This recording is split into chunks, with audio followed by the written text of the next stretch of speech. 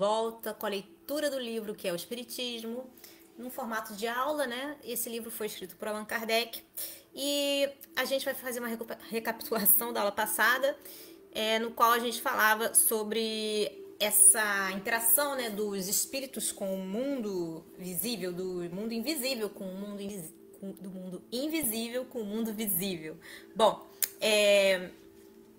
e aí Kardec diz o seguinte: ainda que seja o perispírito, né, uma coisa que é invisível pra gente,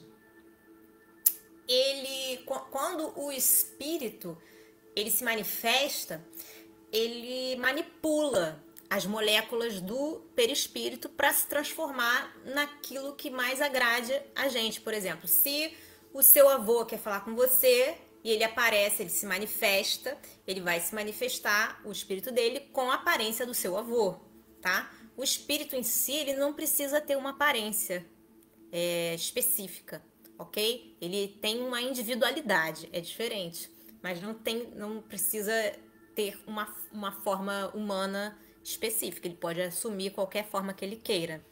Bom, e ele diz também, Kardec, que os médiuns, eles não podem ver o tempo inteiro espíritos, tá?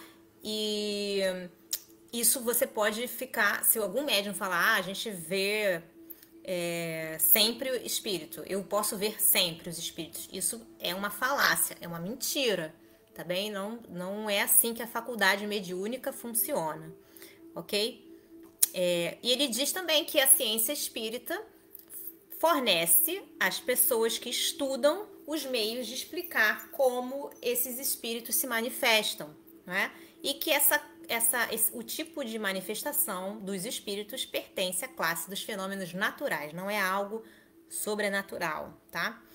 E ele diz também que se não fosse pelo perispírito, o espírito não podia se manifestar, porque é somente através do perispírito que o espírito pode fazer isso, né? Ele tem um fluido que pode manifestar-se quando ele age sobre a matéria inerte. Então você tem um objeto e o espírito, através do perispírito, usa esse fluido. É como se fosse uma energia, tá? Uma corrente elétrica. Não, a gente não tem exatamente um nome melhor para dar. Então chama de fluido, ok? Então esse material que o espírito, que é expelido pelo perispírito, faz com que o espírito possa manipular os movimentos, ok? Mas ele precisa de um intermediário para fazer isso. Ele precisa de um médium, ok? O espírito não pode fazer nada sem um médium estar presente. Ele não pode agir sobre a matéria sem um médium estar presente, ok? Bom, agora a gente vai falar, vou aumentar um pouquinho aqui para a gente poder ler juntos, tá? A gente vai falar sobre como é que esse fluido, como é que o espírito ele age sobre os objetos, tá? E aí ele começa falando o seguinte: no fenômeno designado pelo nome de mesas girantes e falantes, vou até destacar aqui, tá?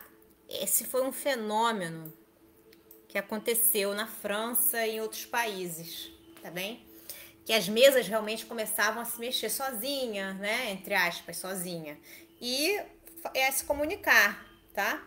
Nesse fenômeno, é ainda pelo mesmo meio que a gente falou anteriormente, que o espírito age sobre o móvel, a mesa, seja fazendo mover-se sem significação determinada, seja produzindo golpes inteligentes, indicando as letras do alfabeto para formar palavras e frases, fenômeno este designado pelo nome de tipologia. Então, o que é tipologia?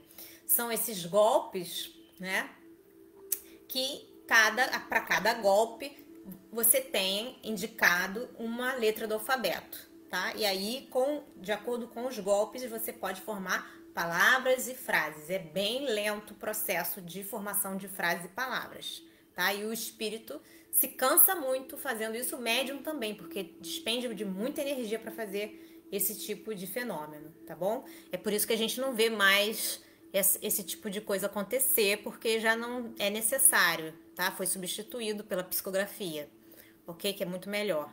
A mesa não é senão um instrumento.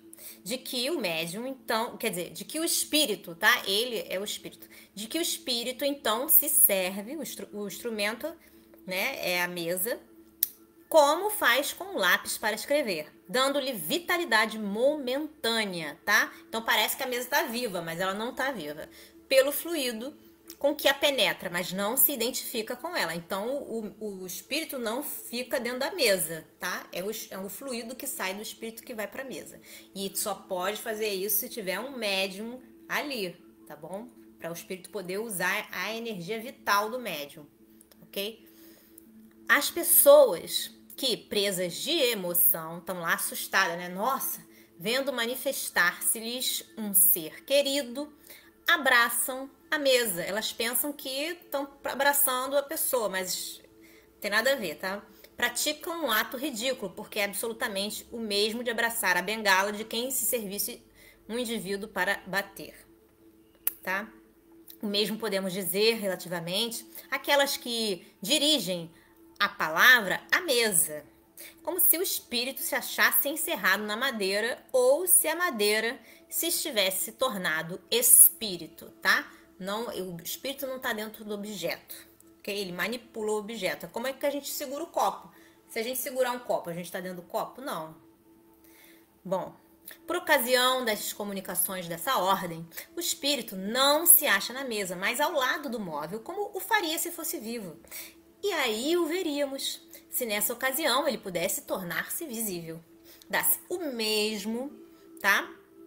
Com as comunicações por escrito, as psicografias. O espírito coloca-se ao lado do médium, dirigindo-lhe a mão ou transmitindo-lhe o seu pensamento por uma corrente fluídica, tá bom? Então ele vai lá na vibração dele e manipula ou a mão do médium ou envia mensagens telepaticamente, tá bem? Quando a mesa se levanta do solo e permanece no ar, sem ponto de apoio, não é com força braçal que o espírito a suspende, sim pela ação de uma atmosfera fluídica com que ele a envolve e penetra. Fluidos que neutralizam o efeito da gravitação, como o faz o ar com os balões e os papagaios ou as pipas, tá? Assim como o balão sobe, né, enfrentando a lei da gravidade, porque a lei da gravidade diz que tudo tem que descer, né? Mas o balão sobe. Assim como o balão sobe e o papagaio ou a pipa pode subir com o ar, é a mesma coisa que o espírito faz com a mesa, tá? Ele usa uma energiazinha dele lá para fazer com que ela suba, com que ela flutue e tal. Parece que ela tá voando no ar, tá? Mas não está. Ela está sendo levitada por uma força. Esse fluido penetrando a mesa dá-lhe momentaneamente maior leveza específica. Quando a mesa descansa no solo, acha-se em caso análogo ao da campânula pneumática em que se fez o vácuo. São simples comparações estas para mostrar a analogia dos efeitos e nunca uma absoluta semelhança das causas, tá? A gente está fazendo a comparação dos balões, dos papagaios, da campânula pneumática, tá? Com a força que o espírito usa para levantar a mesa, mas não significa que o que faz o balão subir e a pipa subir, né, é a mesma coisa que faz a mesa levantar, tá? Tem forças diferentes trabalhando aí nesses objetos. Quando a mesa persegue alguém, não é o espírito que corre, porque ele pode ficar lá tranquilamente em seu lugar e somente lhe dar por uma corrente fluídica o impulso preciso para que ela se mova, segundo a sua vontade.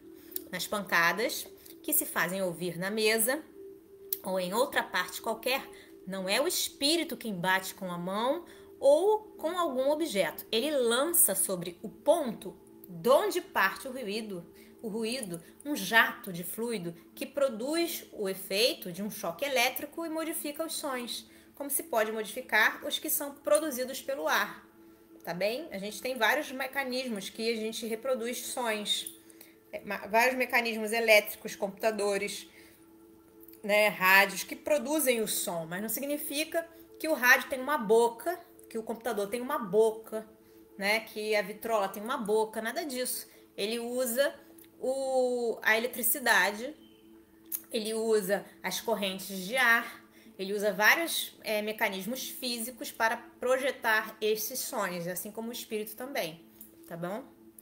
Assim, facilmente se compreende a possibilidade do espírito erguer no ar uma pessoa, como levantar um móvel qualquer, transportar um objeto de um lugar de um para outro lugar ou atirá-lo a qualquer parte, tá? É só uma lei que regula tais fenômenos, ok? Não é nada sobrenatural, tá? Não é nada de magia, tá bom? Nada disso, ok? Espero que vocês estejam gostando dessa aula. Um beijo grande a todos. Deus abençoe e até a próxima.